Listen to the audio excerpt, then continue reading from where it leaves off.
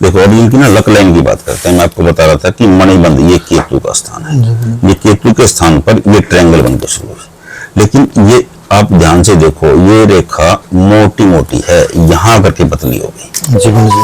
देखिए हस्तरेखा शास्त्र कहता है कि कोई भी रेखा मोटी होती है वो कम प्रभावी होती है, और लक लाइन अगर पतली हो जाती है मोटी से तो भाग्य उदय का योग होता है। तो ये पतली हो रही है, तो इसके बाद ये देखिए यहाँ पहुंचेंगे हम, एज होती है 31.5 और यहाँ से पतली हुई वो 20 के आसपास, और इसके बाद ये पतली हो गई, ये अच्छी हो गई, इसके बाद ये रेखा है और 55, ये देखिए यहाँ पे एज होती है 53.7, इसके बाद ये पतली पतली रेखाएं दिख रही हैं आपको, ये 5-6 रेखाएं इनकी, और ये शनि वक्री रेखा है बीच में।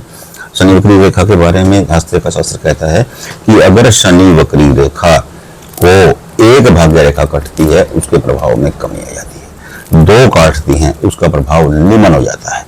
तो ये निम्न प्रभाव की रेखा है, ये बेचैनी करेगी थोड़ी सी, लेकिन ये आपको कुछ बिगाड़ नहीं सकती, तो ये वो रेखा है। अब इनकी सक्सेस लाइन देखते हैं हम लोग। देखिए ये सक्सेस लाइन ये शुरू हुई अच्छी, लेकिन ये रुक गई, फिर ये दूसरी शुरू हुई, दूसरी बड़ी अच्छी शुरू हुई। देखिए जैसे यहाँ से रेखा जब यहाँ पे पहुंचे तो ये बड़ी अच्छी शानदार शुरू हुई, लेकिन यहाँ करके फिर रुकी है थोड़ी सी। अब आप ये देखो, ये शानदार रेखाएं बनी। ये क्या है? बुध, बुध धन है, भाग्य, वाणी, व्यापार। तो ये रेखाएं जो है ना, ये धन रेखाएं कहलाती हैं, ये धन रेखाएं हैं।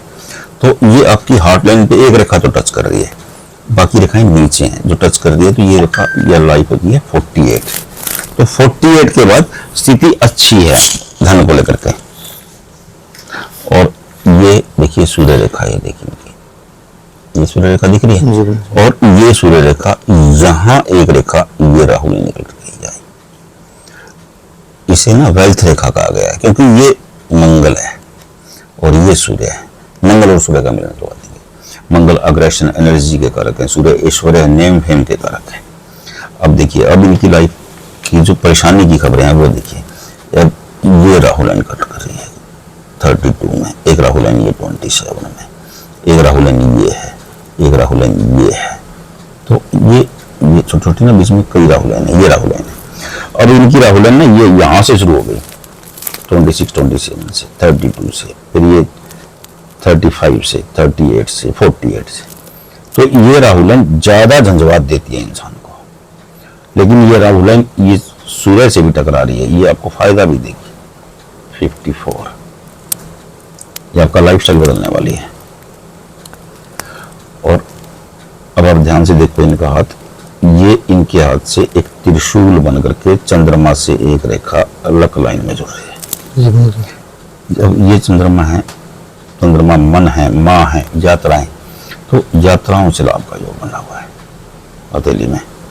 और एक रेखा यहां से भी ये सीधी आ रही है, ऐसे जुड़ रही है। और अगर आप ये देखोगे इनकी एक रेखा ये है। अब हस्तरेखा शास्त्र कहता है कि अगर भाग्य रेखा निर्विघ्न हो और उसमें से एक रेखा निकल के सूर्य पर्वत पर चली जाए और एक रेखा निकल के बुध पर्वत पर चली जाए, तो ये राजयोग होता है। अब राजयोग का मतलब चुनाव लड़ना नहीं है, ये वाला जो राजयोग है ये कहते हैं कि ऐसे लोगों के पास राजसी सुख सुविधाएं होती हैं, ये खुशहाल जीवन व्यतीत करते हैं। तो ये राजयोग है इनका। आगे समझ यहाँ ये वो भी बना हुआ है कुबेर का वो मनी ट्रायंगल, ये देखिए ये मनी ट्रायंगल बहुत बड़ा बना हुआ है ये। हाँ ये क्या है? ये मनी ट्रायंगल देखिए, मनी ट्रायंगल एक किस्म की अलमीरा है। ऐसे लोग धन संचय कर लेते हैं, लेकिन एक विशेष एज के बाद, क्योंकि इनकी राहु लाइन है, ये संचय नहीं करने देगा इनको। लेकिन जब ये जैसे ही राहु लाइन का असर खत्म होगा तो इनकी धन संचय की व्यवस्था अच्छी हो जाएगी। और इसमें भी थोड़े थोड़े वो हैं, ये इतना छोटी छोटी जो रेखा निकलती है ना लाइफ लाइन से, ये इनको राजयोग रेखा भी कहा गया है। ये छोटी छोटी खुशियां देती रहती हैं लाइफ में, तो ये वो होती है। अब देखो ये इनकी रिलेशनशिप की लाइन है, ये रिलेशनशिप, और इसके बगल में एक ये फिश बन गई है। अब इनकी रिलेशनशिप की लाइन अच्छी है और फिश अगर बली है, देखिए यहाँ पर आएंगे ना, एज होती है 50, थोड़ा सा इसके आगे जाते ही 50 के बाद इनकी मौज है, क्योंकि इनके पास खूब पैसा होगा, खूब धन संपदा होगी।